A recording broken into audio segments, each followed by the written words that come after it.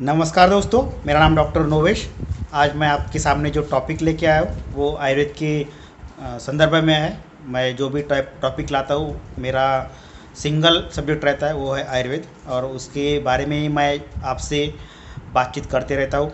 जो भी मुझे सही लगता है कि मैं आप तक ये सभी बातें पहुँचाऊँ, आपको इससे अवगत कराऊँ, आपको ये नॉलेज मेरा सर्व करने का एक ही मात्र उद्देश्य रहता है। मैं बहुत दिनों से देख रहा हूँ कि आप लोग वीडियो तो लगभग देख लेते हैं, यूट्यूब का वीडियो पूरा देख लेते हैं या कुछ कम देखते हैं या थोड़ा बहुत देख के बंद कर देते हैं। तो ऐसा ना करिए, आप वीडियो को पूरा देखिए ताकि आपको बात सही से समझ में आए। मैं कोई भी फेक चीज़ आपसे डिस्कस नहीं करता हूँ। मेरे लगभग 100 से ऊपर वीडियोज़ मैंने अपलोड किए हैं, वो सभी मैं खुद जो देखता हूँ आयुर्वेद से उसको ही मैंने अपलोड किया है। कोई ऐसा जिसे अवास्तविक जो है वो चीज़ें मैंने अपलोड नहीं की, जो वास्तविक चीज़ें वही अपलोड की है।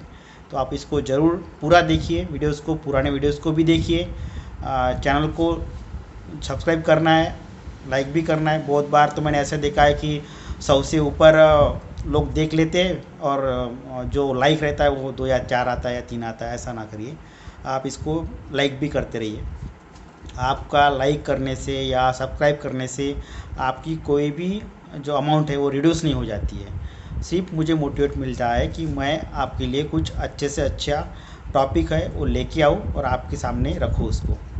तो मैं आपसे अभी आशा करता हूँ कि आप इस वीडियोस को ज़रूर लाइक करेंगे और चैनल को सब्सक्राइब करेंगे। चलिए हम चलते हैं आज के टॉपिक की ओर। आज का टॉपिक आपको पता ही है कि मैंने आप पहले भी कुछ बातें आयुर्वेद से बताई थी, जो चरक संहिता में मेनली वर्णन है, जो जिसे हम कहते हैं कि मुख्य बातें जो है मैं आज बताऊंगा कि सर्वसन्यास सुख उत्पादक, जो सभी विषयों का त्याग करता है, सभी विषयों से, मोह माया से जो त्याग करता है या जो उस वृत्ति में है वो सुख उत्पादक है, ऐसा आयुर्वेद में लिखा गया है।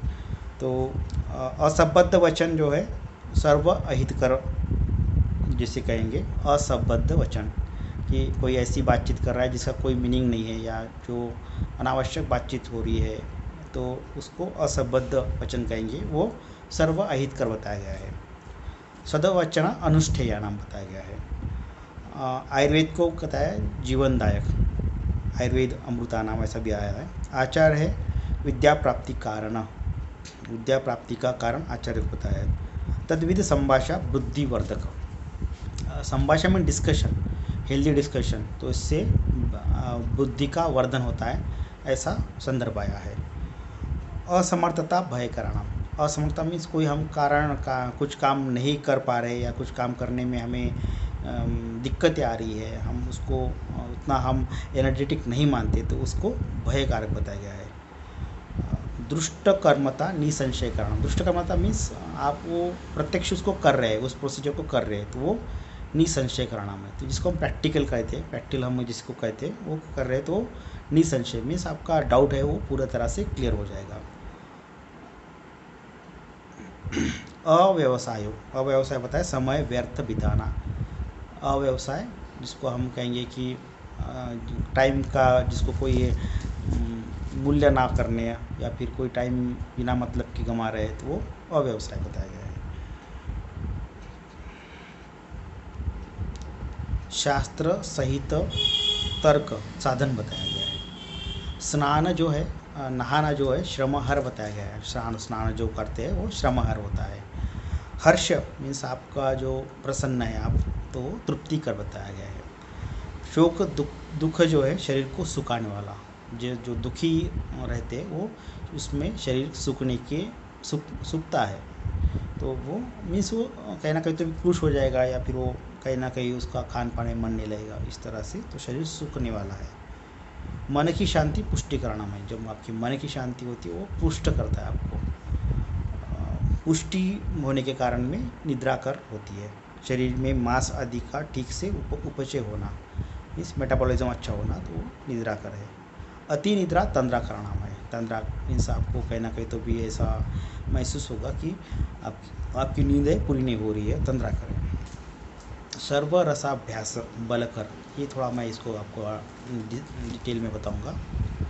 आयुर्वेद की 6 रस है, मधुर, अम्ल, लवण, कटु, तिक्त, कषाय। ये सभी के हमें सेवन करना है। ऐसा नहीं कि हम मीठा खा रहे तो मीठा ही खाते जा रहे, या बहुत लोग कहते हैं कि मुझे मीठा ज़्यादा पसंद है तो मैं मीठा खाता हूँ, या तीखा पसंद है तीखा खाता हूँ। तो इस तरह नहीं करना है। आपको सभी चीज़ों का खान पान लेना है। वो कड़वाट है, करेला है, उसको भी लेना है। मिठाई है, उसको भी लेना है। खट्टा है, उसको भी लेना है। जो हम कहेंगे कि अचार है, दही है, इस तरह के कुछ और कभी कभार लेते हैं आप महीने में, 2-4 महीने में, उसको भी लेना है। ताक को लेना है। तो अम्ल भी हो गया, लवण हो गया। तीखा है, तीखा का भी आपको सेवन करना है, कड़वाट वाला। और तो कषाय वाला, पंजन जिसे कहेंगे कि वो कषाय में, जैसा आंवला कषाय रसात्मक रहता है, तो उस तरह से। तो ये सभी चीज़ें आपको लेनी है। ऐसा नहीं कि सिर्फ एक ही खाना खा रहे हैं आप, या जिसे कहेंगे ना मुझे तो बहुत ज़्यादा पसंद ये चीज़ें आती है, ऐसा कुछ भी नहीं करना है आपको जीवन में। आपको सभी का सेवन करना है, जिसे कहेंगे हम बैलेंस कहेंगे, जिसको हम जो मॉडर्न साइंस जिसे बैलेंस डाइट कहते हैं, कि उसमें कार्बोहाइड्रेट है, प्रोटीन है, फैट्स है, विटामिन्स है, मिनरल्स है, वाटर है, ये सभी चीज़ें रहती है, वो बैलेंस डाइट। इसी कारण सर्व रसाभ्यासो है ना, तो सर्व रसाभ्यासो बलकर है, मीन्स आपकी स्ट्रेंथ को बढ़ाता है। इसके बाद में आता है एक रसाभ्यास, दौर्बल्यजनक है, मीन्स वीकनेस लाता है। जैसा कि आप ज़्यादा मिठाई पसंद करो तो मिठाई खा रहे मिठाई, तो वो दौर्बल्यजनक है, मीन्स आपको वीकनेस लाना है। अजीर्ण है, उद्धरणीयान, जो आपको अजीर्ण होता है तो उसको उद्धरण करना है, उसको बाहर फेंक देना है, उद्धरण। इसमें कहा है कि बालक मृदु औषध देने योग्य, मृदु, मध्यम और तीक्ष्ण, इस तरह के औषधि का वर्णन आयुर्वेद में आता है। तो बालक जो है उसमें मृदु औषध देना है, मीन्स बहुत जो लाइट रहता है, जो इजीली उसको सेवन कर पाए, वो बाहर फेंके ना उसको, तो मृदु औषध देना है उसको। चिरकालीन रोग में इसमें कुष्ठ बताया गया। चिरकालीन रोग मीन्स जो आप बहुत दिनों से आपके शरीर में बना रहता है, बहुत लंबे समय तक बना रहता है, उसको कहते हैं चिरकालीन, जिसको क्रॉनिक कहेंगे। तो वो आता है स्किन डिसीज़। जो मन की प्रसन्नता है वो गर्भधारक के लिए बताया गया है। और गर्भिणी जो है, गर्भवती स्त्री है, तृष्ण औषध मैथुन, तृष्ण औषध है, मैथुन है, तथा व्यायाम के लिए अयोग्य बताई गई है। राजयक्ष्मा मीन्स हम इसको एक सादे सिंपल वे से कहेंगे तो ट्यूबरक्यूलोसिस, ये रोग का समूह है, जिसको हम कहेंगे सिंड्रोम जिसे कहेंगे, उस तरह से।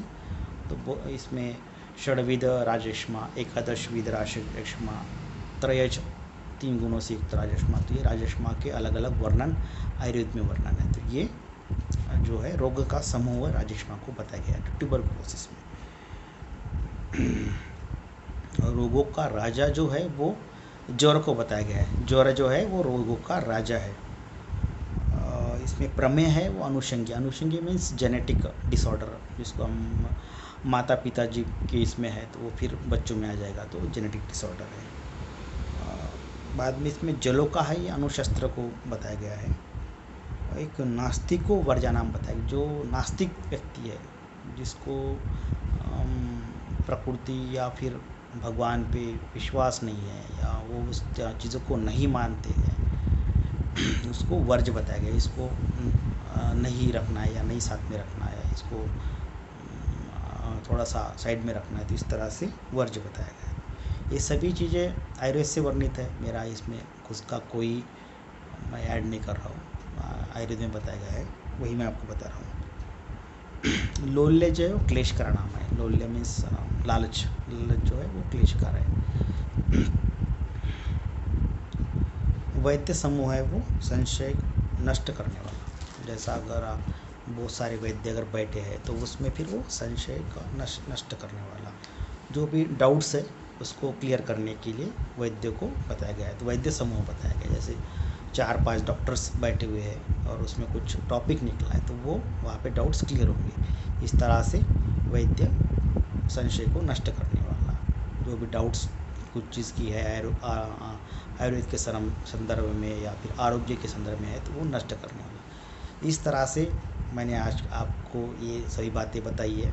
इसको आपको देखना चाहिए, इसका मनन करना चाहिए, चिंतन करना चाहिए, ताकि आपको ये बातें आपको समझ पाए कि क्या रहता है करके। जो आयुर्वेद में बताया गया है मैं वही आपको बता रहा हूँ। मेरा उद्देश्य एकमात्र है कि ये आपको भी पता चले। ऐसा नहीं कि सिर्फ ये मेरे तक सीमित रहे या फिर आयुर्वेद के विद्यार्थी तक सीमित रहे, ऐसा नहीं है। पूरे विश्व को आयुर्वेद का नॉलेज रहे ताकि आयुर्वेद से लोग जुड़े। बहुत बार एक बड़ी सी दीवार खड़ी हो जाती है कि जुड़ नहीं पाते हैं क्योंकि डाउट्स ही क्लियर नहीं रहते हैं। बहुत बार तो मुझे लोग कहते हैं कि इस तरह का पेशेंट है, आयुर्वेद में कुछ इलाज है कि नहीं।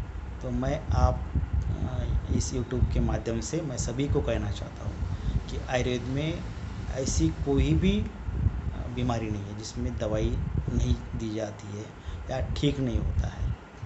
आयुर्वेद में सभी तरह के बीमारियों के दवाइयाँ है, औषधि है, पंचकर्म उसमें आते हैं और उसका लाभ मिलता है। वो कैंसर भी रहे तो भी या फिर हार्ट अटैक रहे तो भी। तो ये तो मैंने ये जो मुझे डायरेक्टली पता है कि इस पे लोग अच्छे से काम करते हैं। और भी बहुत सारी बीमारीज़ है, मैंने तो ये बीमारियों के बहुत सारे वीडियो पोस्ट किए हैं मेरे चैनल पे, तो आप इसको भी देख सकते हैं। और आप डाउट ना लेते हुए जैसे कि शंका कर रहे हैं कि आपको शंका ही हो रही है कि होता कि नहीं है, होता है, क्या करना है क्या नहीं करना है, जाना कि नहीं जाना, गर्दन दर्द कर रही है, जाना कि नहीं जाना आयुर्वेद की तरफ। आप उसकी शंका ना करिए, आप सिर्फ ट्रीटमेंट का पार्ट में इन्वॉल्व हो जाइए। आपको कुछ दिनों बाद ही पता चलेगा कि आपको लाभ मिल रहा है, आपके जो सिम्टम्स है वो कम हो रहे हैं, आप रोगों से मुक्त होते जा रहे हैं। तो यही मेरा